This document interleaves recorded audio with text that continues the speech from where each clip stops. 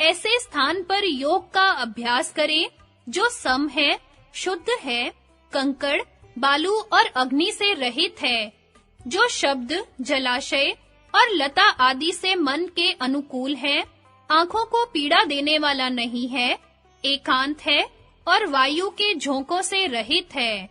जब अभ्यास का प्रभाव होने लगता है, तब पहले यह रूप दिखते हैं: कोहरा, धुआं, सूर्य, वायु, अग्नि, जुगनू, विद्युत, बिल्लौर और चंद्र।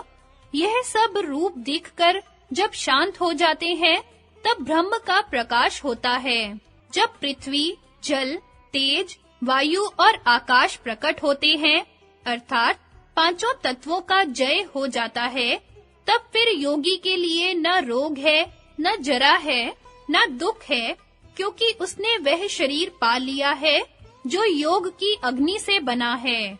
योग का पहला फल यह कहते हैं: शरीर हल्का हो जाता है, आरोग्य रहता है, विषयों की लालसा मिट जाती है, कांति बढ़ जाती है, स्वर मधुर हो जाता है, गंध शुद्ध होता है और मल मूत्र थोड़ा होता है। इसके पीछे उस आत्मा के शुद्ध स्वरूप का साक्षात होता है, जैसे वह रत्न जो मिट्टी से लिथड़ा हुआ होता है, जब धोया जाता है तो फिर तेजोमय होकर चमकता है। इसी प्रकार देही फिर आत्म तत्व को देखकर शोक से पार हुआ कृतार्थ हो जाता है। फिर जब योग युक्त होकर दीपक के तुल्य आत्म तत्व से ब्रह्म तत्व को देखता है, जो अजन्मा, अटल और सब तत्वों से विशुद्ध है, तब उस देव को जानकर सब फांसों से छूट जाता है। जब पांचों ज्ञानेंद्रियां मन के साथ स्थिर हो जाती हैं और बुद्धि भी चेष्टा रहित हो जाती है, उसको परम गति कहते हैं। उसी को योग मानते हैं, जो इंद्रियों की निश्चल धारणा है। उस समय वह प्रमाद से रहित होता है, अर्थात शुद्ध परमात्मा स्वरूप में अवस्थित होता है, क्योंकि योग प्रभव और अप्यय है। वह न वाणी से, न मन से, न आँखों से पाया जा सकता है। वह है, ऐसा कहने के सिवा उसे कैसे उपलब्ध करें। वह है, इस रूप से और तत्व रूप से उसको जानना चाहिए। जब वह है, इस प्रकार अनुभव कर लिया है, तब उसका तत्व स्वरूप स्पष्ट हो जाता है। विशिष्ट रूप से उसका वह है करके और शुद्ध स्वरूप में उसका तत्व भाव अनुभव करते हैं। योगी अकेला एकांत स्थान में बैठकर एकाग्र चित्त होकर आशा और संग्रह को त्याग कर निरंतर आत्मा को परमात्मा के साथ जोड़े। वह योगी पवित्र स्थान में, जो न अति ऊंचा हो और न अति नीचा, कुश, ऊन का आसन और वस्त्र को बिछाकर उस आसन पर एकाग्र मन से बैठकर इंद्रियों और चित्त को वश करके आत्म शुद्धि के लिए योगा अभ्यास करे। सिर, गर्दन और धड़ एक सीध में अचल रखकर स्थिर रहकर इधर-उधर न देखता हुआ नासिका के अग्र भाग में दृष्टि रखे और शांति चित्त, निर्भय ब्रह्मचर्य व्रत में स्थित मन का संयम कर मुझ में परायण हुआ योग युक्त होवे। इस प्रकार निरंतर अपने आप को योग में लगाए हुए तथा मन को निग्रह किए योगी मुझ में स्थित रहने वाली तथा परम निर्वाण को देने वाली शांति को प्राप्त होता है। योगी तपस्वियों में श्रेष्ठ है और ज्ञानियों से भी श्रेष्ठ माना गया है तथा कर्म कांडियों से भी श्रेष्ठ है। इसलिए हे अर्जुन, तू योगी बन। वह भक्ति युक्त पुरुष अनंत काल में भी योग बल से भ्रिकुटी के मध्य में प्राण को अच्छी प्रकार स्थापन करके फिर निश्चल मन से स्मरण करता हुआ उस दिव्य स्वरूप परम पुरुष परमात्मा को ही प्राप्त होता है। हे अर्जुन, सब इंद्रियों के द्वारों को रोककर अर्थात इंद्रियों को विषयों से हटाकर तथा मन को हृदय में स्थिर करके और अपने प्राण को ब्रह्मरंध्र में स्थापन करके योग धारणा में स्थित हुआ।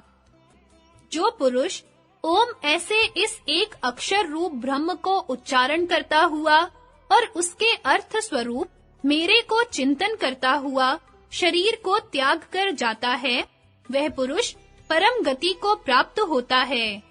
उपर्युक्त 2 श्लोकों के अर्थ का स्पष्टीकरण। हृदय बहुत सी नाड़ियों का केंद्र स्थान है। वहां से एक नाड़ी ब्रह्मरंध्र को जाती है, जैसा कि श्रुति बतलाती है। 101 हृदय की नाड़ियां हैं, उनमें से एक मूर्धा की ओर निकलती है। उस नाड़ी से ऊपर चढ़ता हुआ अमृत तत्व को प्राप्त होता है। दूसरी निकलने में भिन्न-भिन्न गति वाली होती हैं। हाँ, निकलने में भिन्न-भिन्न गति देने वाली होती हैं। जो योगी प्रत्याहार द्वारा मन को हृदय में स्थिर करके पूरे मनोबल से सारे प्राण को उस मुख्य नाड़ी से ब्रह्मरंध्र में ले जाता है, वहां योग धारणा का आश्रय किए हुए ओम का जाप करता हुआ और उसके अर्थभूत ईश्वर का चिंतन करता हुआ शरीर त्यागता है, वह परम गति को प्राप्त होता है। किंतु इस प्रक्रिया को अंत समय वही कर सकता है जिसने जीवन काल में अच्छी प्रकार अभ्यास कर लिया है। योग दर्शन की विशेषता। योग दर्शन का प्रयोजन जो स्वरूप स्थिति अनुबंध चतुष्टय में बतलाया है, जिसके पर्यायवाचक भिन्न-भिन्न दर्शनों की परिभाषा में कैवल्य, अपवर्ग, मोक्ष, निह श्रेयस इत्यादि हैं, इसी को लक्ष्य में रखकर सर्वदर्शन, न्याय, वैशेषिक, मीमांसा, ब्रह्म सूत्र आदि की रचना हुई है।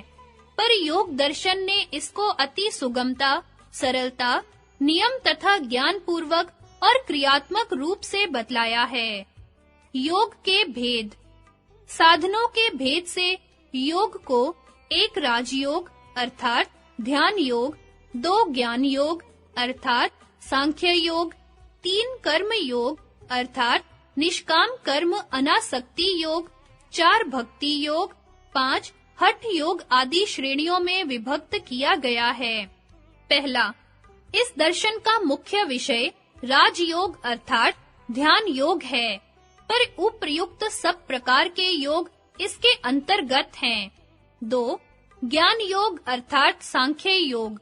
सारे ज्ञेय तत्व का ज्ञान इस योग दर्शन में अति उत्तमता से कराया गया है। सिद्धांत रूप में इसकी सांख्य योग से अभिन्नता है। 3 कर्म योग अर्थात अनासक्ति निष्काम कर्म योग। उपासना में उपासक अपने अंदर उपास्य के गुण धारण करता है, इसलिए इससे निष्काम कर्म अनासक्ति योग की शिक्षा मिलती है। यह भी निष्काम कर्म की शिक्षा परक है।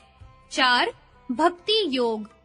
यह श्रद्धा भक्ति का मुख्यांग है, इसलिए इस सूत्र से तथा ईश्वर प्रणिधानाद्वा से भक्ति की शिक्षा योग दर्शन के अंतर्गत है। इसी प्रकार तज्जपस्तदर्थ भावनम स्वाध्याय दिष्ट देवता संप्रयोगः से जप और मंत्र योग भी इसमें सम्मिलित है। यथाभिमत ध्यानाद्वा यह योग दर्शन की व्यापकता का सूचक है। 5 हठ योग का संबंध शरीर और प्राण से है, जो योग के 8 अंगों यम, नियम, आसन, प्राणायाम, प्रत्याहार, धारणा, ध्यान और समाधि में से आसन और प्राणायाम के अंदर आ जाते हैं।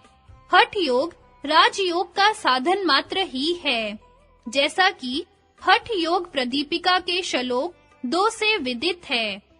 केवल राजयोग के लिए हठ योग की विद्या का उपदेश किया जाता है।